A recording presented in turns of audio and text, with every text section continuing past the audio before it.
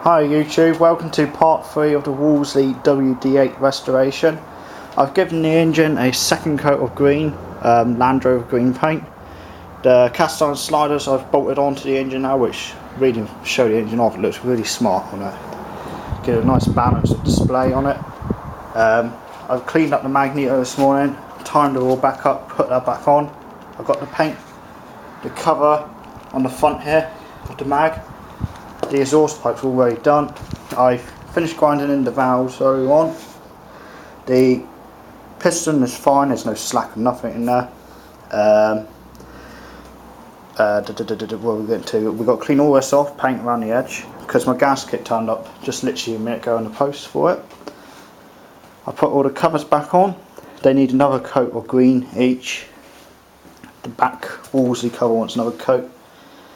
I thought this time I put last Wolseley I've done, I painted all the bits individually, and when I bolted it on, it leaked so much oil around all the doors and stuff. So I stripped this engine down, primed it all, painted all the block nut, bolted these covers back on, and then painted the covers back on with the engine. I left the valve on separate because the last Wolseley I've done, the tappets adjusted itself about 3 times, but we eventually got there. This time they stayed still for ages, they haven't moved, so bloody good job. What else we've done? The pulleys had its first coat of green inside. The fuel tanks had its first coat of green. The valve covers had its first coat of green. The fuel cap needs painting. The oil cap needs painting.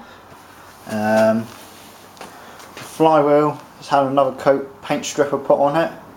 I've got to sand that off later on and give it a coat of green. Here's the gasket, which I was mentioning about, turned up. Last one I had to, they're normally pretty good, but I had to adapt it a bit on the last one to make it fit the studs a bit. Just a little bit of the edges. I clamped 2 bits of wood on it and then file it a bit.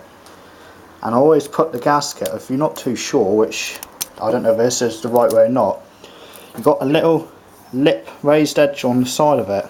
That side's dead smooth, and you've got a little lip on it.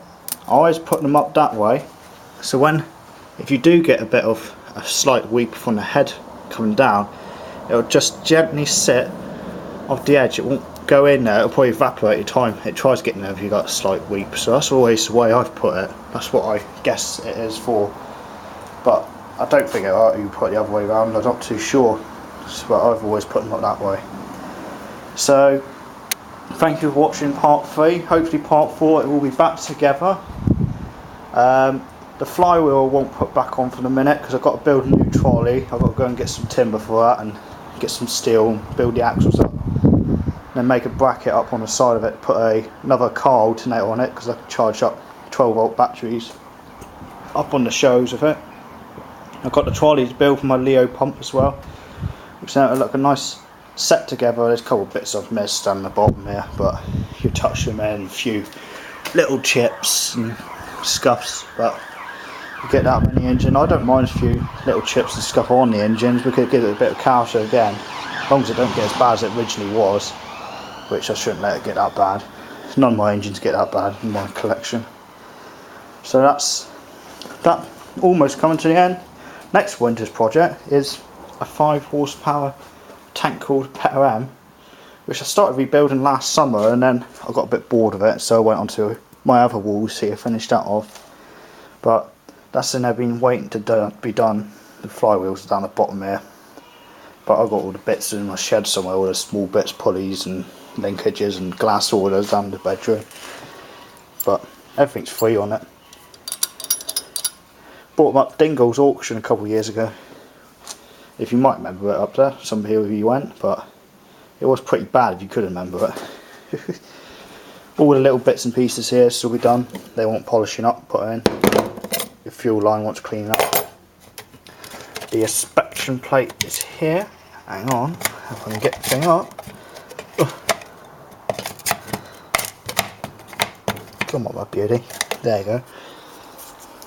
The number on it, which is, I don't know if you can see that, but I can say it's 28291. That's a WD8 at 1.5 horsepower at 700 revs per minute. But My cousin did tell me the age of it, which I couldn't remember because he's got all his logbook things and dating sites things. I don't know what it is. Only dating site I go on. He does all of it for me, but I couldn't remember the age of it. But you might know by the number, or I can get him to look at it again. He'll know. I'll give him a phone call later on. He'll probably know the age of it. So, thanks for watching part 3. Join me for part 4 and see you again. Cheers. Bye.